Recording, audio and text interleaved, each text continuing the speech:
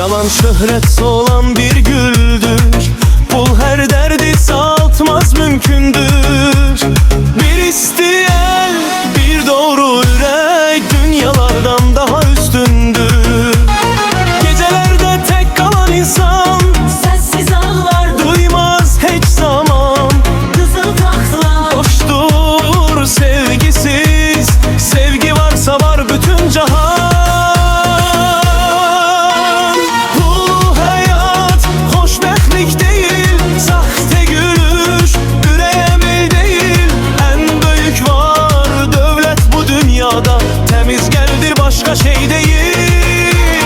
Bir gün her şey geride kalar, atsan bele kül kimi sorular. Yanında bir sadık insan varsa hayat yine ümit doğurar.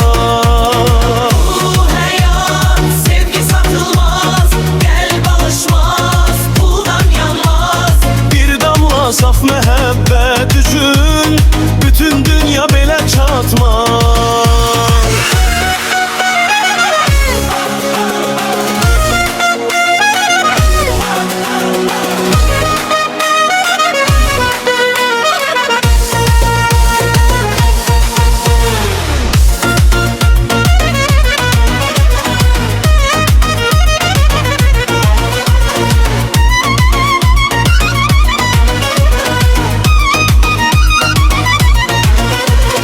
Gecelerde tek kalan insan sessiz ağlar, duymaz hiç zaman.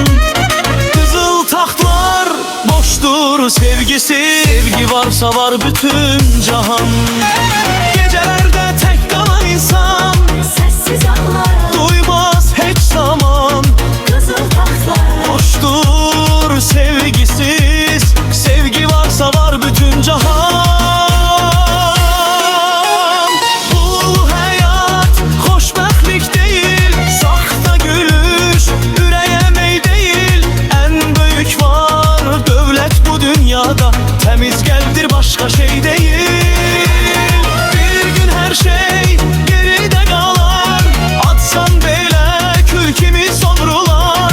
Yanında bir sadık insan varsa hayat yine ümit doğurar. Bu hayat sevgi satılmaz, gel alışmaz, puldan yanmaz. Bir damla saf mehabbet üçün bütün dünya bele çatmaz.